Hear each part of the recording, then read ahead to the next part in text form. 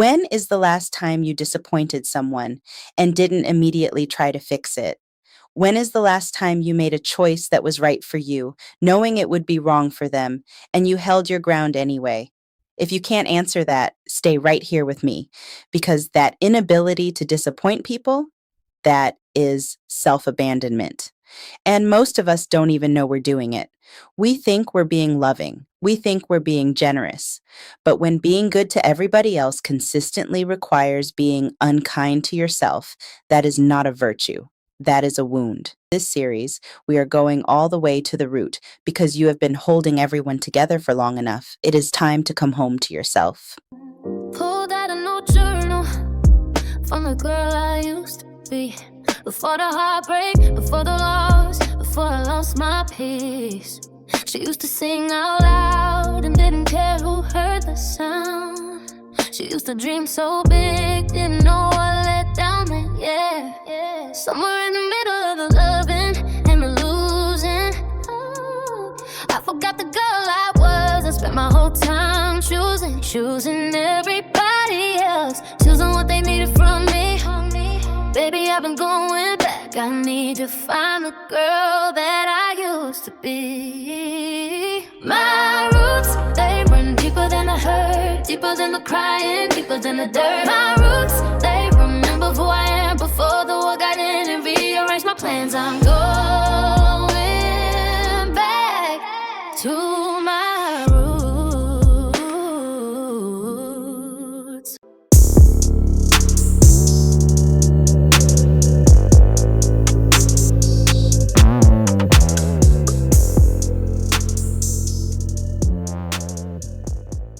Welcome back to EmpowerHer Vibes. I am Kalonda, and today, episode 5, we are closing the loop on everything this series has been building toward. We started with the morning she woke up different. We went into why she gave herself away and what that cost her. We talked about the voice she silenced and the permission she was waiting for. We talked about the hardest love, and today we arrive at the root of all of it: self-abandonment. The act of leaving yourself repeatedly, automatically, in service of keeping other people comfortable.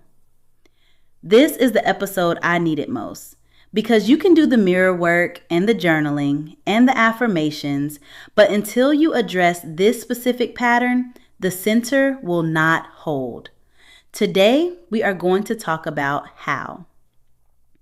Self-abandonment sounds like a big, dramatic concept, but I want to bring it all the way down to the everyday moments, because that is where it actually lives. It looks like agreeing when you do not agree, not because you have genuinely changed your mind, but because the friction of disagreement feels too costly. It looks like laughing at something that actually hurts you. It looks like saying I'm fine when you are so far from fine that fine sounds like a foreign language. You are not selfless. You are selfless. There is a profound difference. Selfless is a choice made from abundance.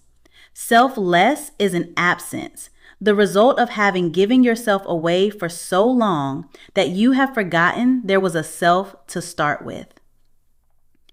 Which of those self-abandonment behaviors do you recognize most in yourself? Pick one and sit with it. Where does it happen most? Who does it happen with most? Here is what I need you to understand about all of those behaviors. They do not come from weakness. They come from training. Somewhere you learned that your needs, your feelings, your truth in its fullness required justification. And so you learned to minimize it, to lead with everyone else. Why do we do this? 3 roots, 3 underlying causes. Because naming them is how you stop being controlled by them. Root 1, fear of abandonment. There is a deep, often subconscious terror that if we become inconvenient, if we take up too much space, need too much, disagree too openly, people will leave. Love, we learned early, is conditional on compliance, and so we comply.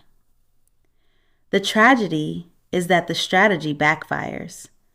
The more you erase yourself to keep people, the less real the connection is. They are not in relationship with you. They are in relationship with the performance of you. Root 2. False responsibility.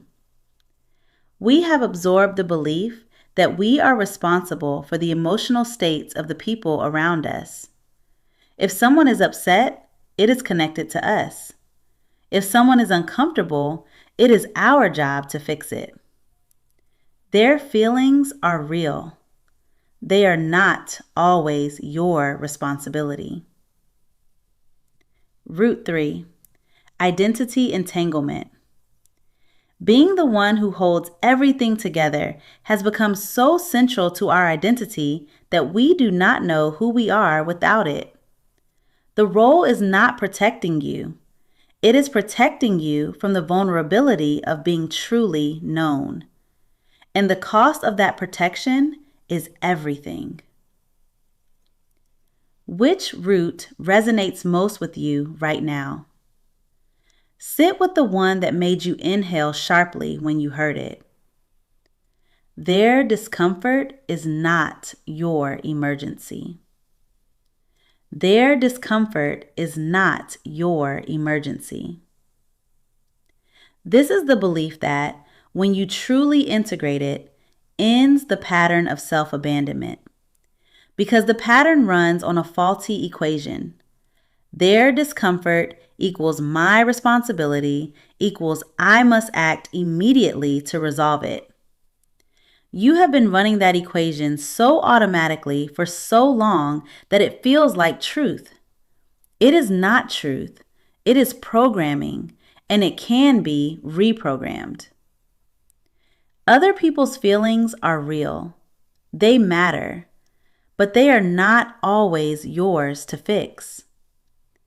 Taking care of yourself is not something you do instead of taking care of the people you love.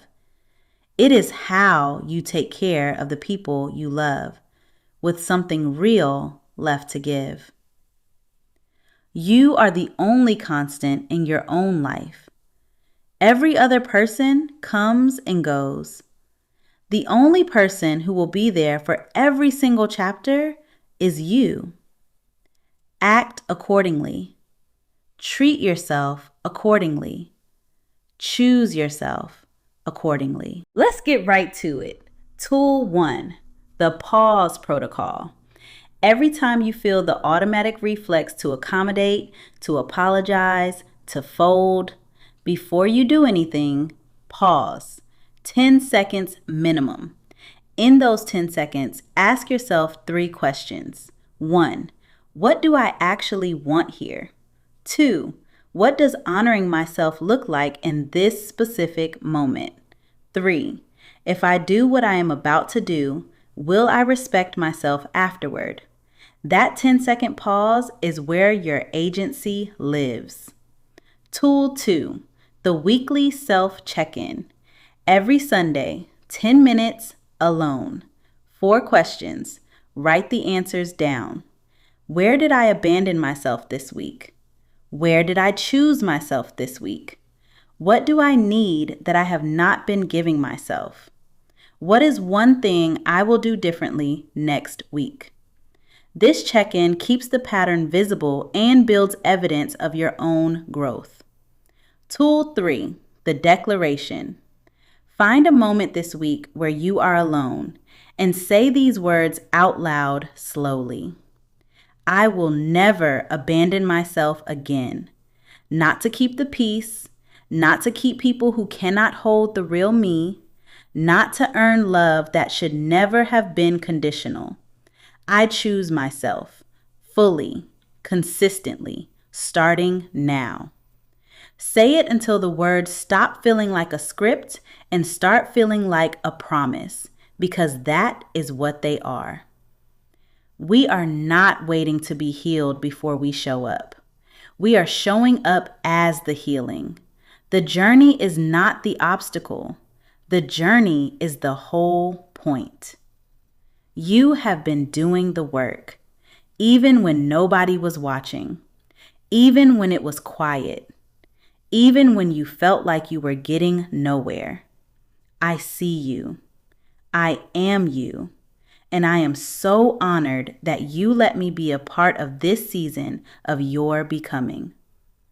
What is it going to feel like in your body, in your relationships, in your daily life when you are finally, fully, consistently present in your own story?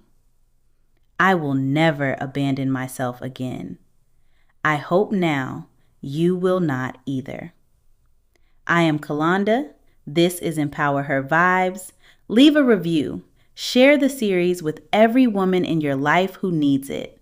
Grab your free downloads in the show notes and stay with us because new episodes are coming. I love you.